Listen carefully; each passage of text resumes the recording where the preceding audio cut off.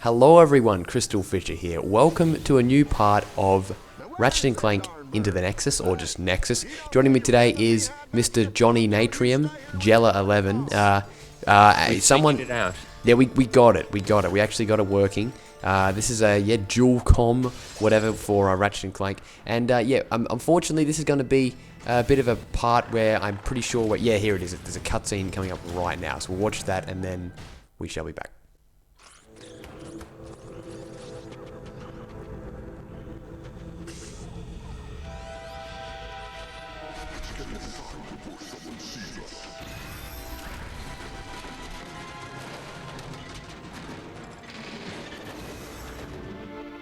Interesting height the frogs have. Yeah, charming. Hey, what exactly are you looking for? A tour bot for the Museum of Intergalactic History. Vendor and I stole it when we learned they had moved the original Dimensionator there. You want us to steal the dimension? I've got the cutscene, by the way, so it doesn't actually matter. We can talk during this, but yeah, it doesn't matter. But yeah. Oh yeah. I want to watch it so we don't have to skip and like get the exact time. So Why can't you do it?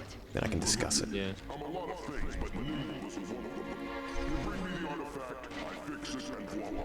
You can save He's got like way too low a voice or something to fit his character or something. Yeah, it's pretty. Yeah, I don't know. I kind of like the look of him. He's a very weird looking guy. Oh, yeah. It's a very cool look. Very Insomniac look, you know. never wanted something so badly that everything else just Fades away. Yes. Yes.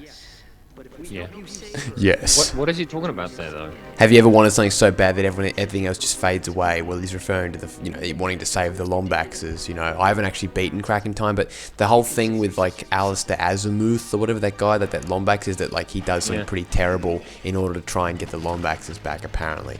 But I haven't seen it. Okay.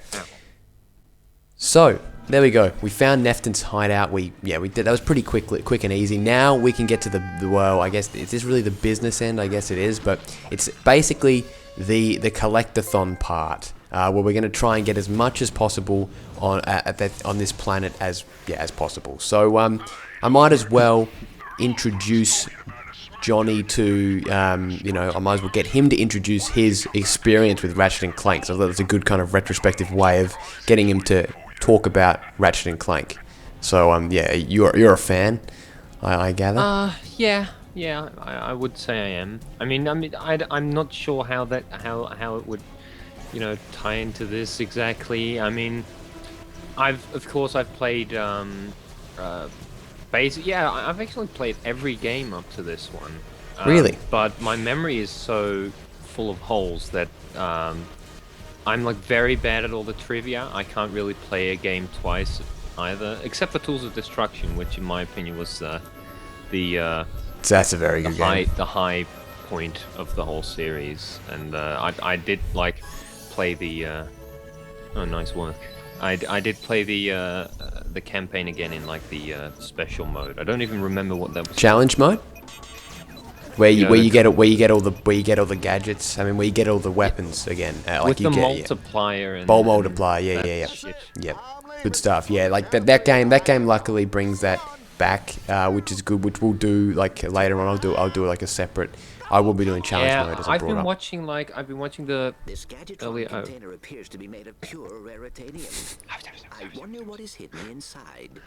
Hey, I got wonder. me, little buddy. Crash landed here with the rest of the space debris. Oh, Whoever there he is. lost this here vault probably kept some keys nearby. If you can find Nearby. 5 of them, I may be able to help you out. I'll keep that in. And then Alright. Yeah, I'll keep that And in. then it just makes a dramatic departing. Yeah, I a don't departure even around the remember what I corner. was talking about now. Oh, he was talking about, so basically, we've got these things here, which are, our horns, Gargathon horns. So everyone, this level is like the equivalent to the one in Tools of Destruction where you got to get the Leviathan. Yeah. Horn, it's very similar to that. And and it's also like a return to a kind of Oh, there's a big one. ambient electro soundtrack. Not electro, but like, one thing, I was listening to Ratchet and Clank 1 and 2 music. Definitely, it's a huge difference, isn't it? Yeah, it is. Like, I'm sorry, I am not a fan of the new Ratchet and Clank music. I just want... Okay, it's not that I don't like it. It's not that I don't think it's good. I just don't think... I think that it's... Ironically, it doesn't seem to be as atmospheric, which you'd think an orchestral soundtrack would be. Yes, exactly right. Now, this track is a bit of an exception. I will say there's definitely some electronic infused sounds in this one, and it's kind of... There's some nice, like, simple kind of, you know, pad sounds, definitely. But I'm talking more about, like, the other levels in particular, where it's a lot more... suited to, like, you know, like... I remember there is some genuinely impressive, and I know like you're not particularly a huge fan of like techno, that kind of stuff, but there's some genuinely impressive sounds in some of the early Ratchet and Clank music. Like, I'm not even kidding you. Like, there's one level. I'm with a fan of anything that's good. Yeah, well, there we go. Exactly. I don't discard electronic music. Well, yeah, it's good. Don't worry. You're not a Kai Rogers. It's all good. But I mean, yeah, so you know, the thing is that yeah, whoops. There's a thing, you know, regarding the music is that like, it's very interesting because you would think that an orchestral soundtrack would be more ambient or atmospheric, at least. It's probably a better way of saying it, but. You know, interestingly enough, if you listen to the Ratchet and Clank 1 music, like there's just some purely atmospheric in the end is not about the music on its own. Atmospheric means that it's original and it makes you think of the exact game. It fits the game. It does. It fits the gameplay and the whole concept. And with the electronic music, it was just more. You definitely tie that into Ratchet and Clank more than an orchestral soundtrack. Yes, you do. Yeah. An orchestral soundtrack is pretty, you know, it sounds more like a film soundtrack, and it can sound like a lot of things, and it doesn't necessarily make you think of Ratchet and Clank as it doesn't. It does not at all. Electronic soundtrack. It doesn't. Yeah, it does not at all. Like, I'm trying to think of good examples, but even the first level in Ratchet and Clank, you know, the that whole thing. That was it's a simple melody, but it's like it's not a simple, like, in terms of like the synths they're using and the drums and stuff. Actually, it has, you know, that's a good way of describing it. There's some incredible sampling of break beats in the first Ratchet and Clank soundtrack. Like some great classic break beats, like the James Brown stuff. I mean, of course, it could partially be nostalgia speaking, of course. Yeah, it could because, be. I mean, that's what we associate it with. Yeah, it could be. It could be a bit of nostalgia, but as well as that though, like over the years, as I started to, you know, experiment around with my own kind of music, I could actually really, and even like when I listened to it yesterday, I was like going, oh wow, he actually used that sample there, or oh, he. Yeah, there's a key, by the way. Yeah, that's good. I'm actually struggling to find them, but you know, there is definitely a lot of like, you know, like interesting sounds and you know, stuff that you wouldn't really hear in many other games, for sure. And it dropped, but come on, join back, Johnny. All right, sorry about that, technical difficulties. Yeah, so as I was saying there, you know, like there is definitely, while it could be nostalgia, some of the sounds I would say, in my experience of playing games, you don't hear in many other games, especially some of his sounds in particular, like some of the stuff on Gemlik Base, which is like that level where you verse Quark for the first time in the ship. It's really ambient. Like just crazily good sounds, and he has like a David. It's like pronounced like Birdgiard or something. Or he has a really good eye for like interesting techno sounds. You know, like good stuff. But yeah, this game not so much. You know, all the newer ones not so much, which is disappointing. You know, it's the whole culture. It's gone to shit. It has. You know, I could argue the same thing about Skylanders. Like that game has this kind of like upbeat, kind of like slow, boring, bloody like orchestra kind of soundtrack. I'm thinking, well, it would benefit, but it would benefit from an upbeat like Spyro-esque soundtrack. It would freaking benefit. See, that's the whole thing with how games are developed nowadays. It is basically completely from a standpoint of production values, and basically what they do with the music as well. I'm getting a deja vu, by the way, not just because I'm ranting about game development, but looking at this. Yeah, but that's good. Basically they outsource everything as well, including the music, and the guys who make the music, I wouldn't be surprised if they don't even play the game before Anymore. they write. Yeah, that's exactly Whereas right. with the older games, you bet your ass they played through the whole thing to get the proper feel, and they actually got, you know, original people in who really went for it. Yeah, that's and right. really wanted to make it appropriate. Everything all right? There you go, just talking to this guy. About the division of parts. I don't suppose you'd help me look for him, would you? Sure, I'd be happy to look for him. For a few bolts. You got gumption, my friend. Bolts for the bird. Yeah, see, yeah, okay, so we're going to find that bird, wherever he may be.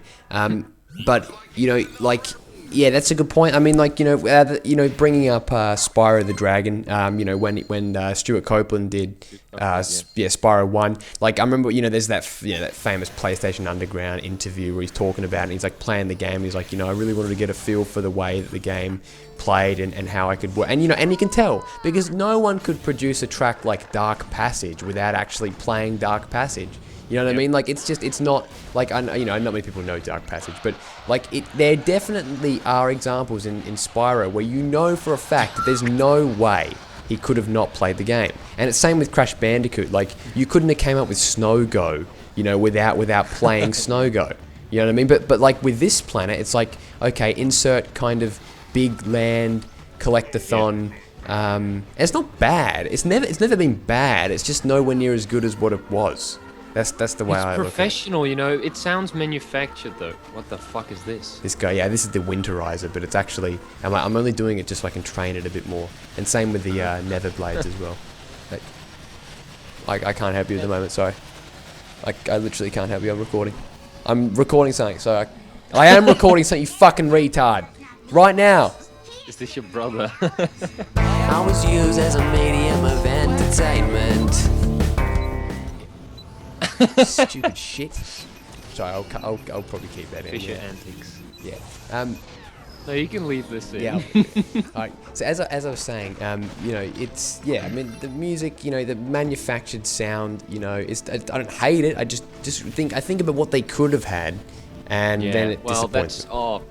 I've had that so many times with modern games and so many aspects of it that I've just sort of given up on getting my hopes up a lot of the time. But with this game, you can just tell right away. Basically, Ratchet Clank has never really disappointed anyway. Yeah. And this is there's fun. just I'm doing something that's about fun. the gameplay that even if it's just more of the same, just with an upgrade here and there, I would still play it. Yeah, that's the interesting thing.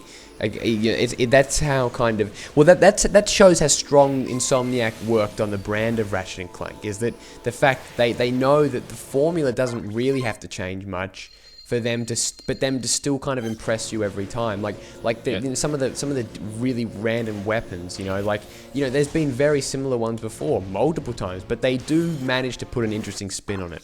You know what I mean? Yeah. So I can appreciate that. Now I don't even know what I'm looking for at the moment, but even in this whole story department, I kind of still like how this game doesn't try to go all artsy or like go all pretentious on your ass. Basically, they stick with a sort of a, you know, I guess a bit Pixar inspired or like cartoony-ish type of story where it's sort of light-hearted, but it very well drama, pushes things along. Yeah, it serves its part very well, and honestly, it feels better to me than you know, like Tomb Raider or Hitman or all those stories that are praised for their cinematic stories. yeah, there's a time and place Bioshock. for it. You know, there's a time and place for that kind of thing. And in Ratchet and Clank's case, the story they've always handled the stories very well. Yeah. And the humor. I guess I just like genuineness Yeah. where they're not trying to be artsy or anything. Yeah, like I that. remember, everyone loves like I love the first game. The whole thing with the what's it called? Like how they go up to the planet, like the second level, and you see the plumber, and he goes, "Hey, look, the plumber's crack," and then yes, they said, "Hey, look, the plumber's." I know, I'm just saying about that. You've mentioned that like 3 times. I know, I was watching it a couple of days ago, and I was just laughing. I was like, "Oh, that's so nostalgic." Like I remember when I was a kid, I was like, "Oh, plumber's bum," like that kind of thing. Crack, like that kind of thing. I thought that was funny, and like that's the exact kind of thing that I absolutely love about Borderlands as well. Oh, Borderlands, yeah, it's just the ways they just put in, light-hearted jokes, and you just feel how this writer is just not this cocky guy at all. He's just having fun with it, Yeah, they are. And They are, yeah. And it really shines through. But those 2 robots, what were their names again? Zephyr and... Frank and Zephyr. Yeah, they're not really dead, are they? Yeah. Yeah, they actually died. Yeah, it's a pretty bold move of them to... I bet your ass that somewhere, even maybe by the end of this, they're gonna make their return, or somewhere in the middle bit or something. Because you didn't see them explode or anything. There's still some ambiguity. I feel like this sort of thing happened before in the series. I just can't think of where they think someone's dead. I can't remember the same example as well. But I mean, I've played every single one except for... I actually own All for One, but I haven't played it. Yeah. I haven't played those games actually. So yeah, but I own Secret Agent Clank as well, which is like the obscure one, the second High Impact Games one. Yeah, so I have played them all. I haven't actually beaten, that's pretty much, I haven't actually beaten that one. But no, I do remember there being something about like a fake death. Maybe they would do the same thing, and I wouldn't be upset because I liked Krong and Zephyr. I mean, it's a Spyro level name, Zephyr. So like, this no, actually, what was that? I still, even though I sort of know by now that they're gonna bring them back, it's still gonna feel like it's not still cheating. Gonna feel uplifting when you do see them back, like when it gets confirmed that yes, luckily they aren't dead. Yeah. Or something. Yeah, that's a good point. Yeah, it doesn't matter. In many ways, like rehashing something that works isn't really a bad thing at all. You know what I mean? Like, I mean, look, these Gargathon things. That's just a basic story, a plot thing, basically, where you had. I mean, you see that in every kind of medium, I guess, where it looks like someone has died, but then maybe they didn't really. Yeah. I mean, and maybe they are dead. Maybe they are dead. You never know. It's not guaranteed that they're alive. It's not 100%. I mean, you'd expect it, but it's not 100% confirmed that it is the case. But as well as that, those guys, they were humorous. I quite enjoyed their banter. They kind of like old man married couple kind of banter, but also character design as well. Oh yeah, they look great. Yeah, I really like the what's with that other guy? Is that his heartbeat or something? Where the fat guy in this where it started with in the cutscene, he's got like this thing coming out of his neck that's sort of pumping. Who Nefton? Nefton, the big. Yeah. Oh really? That's like he's got this thing coming out of his neck. I'm gonna look at that next time. Pumping, and when he got like upset at this guy talking about, you've got some like family problems or something. You want to talk about it, and then you could see the thing speeding up, and then he hit him, and then it slowed down again. Oh wow! I did not notice that. That's nice observation. That's subtle, but like not subtle. But that's cool. Little minor thing. I like that idea. I did not notice that at all. I'll have a look at that next time we see him actually. Or go have a look at it after, yeah. No, yeah, that's obviously intentional that you've pointed it out. I mean, even the way they've handled the storyline with him, like how, you know, he ends up he finds out the sister has been, you know, she's been taken back to the Netherverse or whatever in the last level, which I haven't seen yet. But you know, and so it does feel believable that he would actually team up with Ratchet and Clank, because above all, he does want his sister back. Because as you can see in the first cutscene, where he's like, you know, didn't it seem a bit evil, you know, or not the word. And I like that stuff as well. Yeah, that's the I thing. like They're not going for pushing an annoying narrative or obnoxious characters. They're going for something that you would like as a player. You know, it's fun to team up with the. It's a game in the end. You know, it is a game. Yeah, this isn't a TV series. It's I mean? fun to team up with the bad guy, and like. And that's what they're going for. They're going for what the players want. Yeah, because like as you can see in the first cutscene, where he's like, you know, it doesn't seem a bit, you know, he doesn't say the word, but he goes, you know, like, if we, you know, just killed everyone, you know, like, he doesn't really, you can tell he doesn't really want to do what he's doing. It's fucking Vendra that's the piece of shit, not him. Yeah. You know what I mean? So it did make sense if we teamed up with him rather than her. You know. You know, you know, I actually like the fact that they have brought things back for this game, because, like, for example, like Thugs 4 Less, you know, like the classic Ratchet and Clank 2, you know, when you've, yeah, you know, everyone knows that. And then, like, also, what was it called? I really loved the cutscene where they were advertising, you know, Destructive Palooza. And, you know, it was like, felt like classic Ratchet and Clank. I was looking, like, every time that would pop up, some kind of advertisement for the arena, or whenever you would go there, I'd get excited when I would see like a cutscene like that. Yeah, I love them. They would used always to be oh god, yeah, funny. Yeah, so good. Like, I love it. Like, I used to be a respectable, you know, member of a hedge fund or whatever, you know, and now that the economy is in the beep, you know, like, I thought, like, it's you can know that that's the kind of joke they're going for, but it's fucking brilliant. It's brilliant. I absolutely love the way they did that. They actually, just quickly, I'm going to point out that I think it's probably about the right time to end it here, just because I reckon we got a fair bit to go. So in the next part, we'll continue discussing this kind of stuff. So yes, thank you very much for watching, and I'll see you in the next part. Thank you for commentating, Johnny, as well.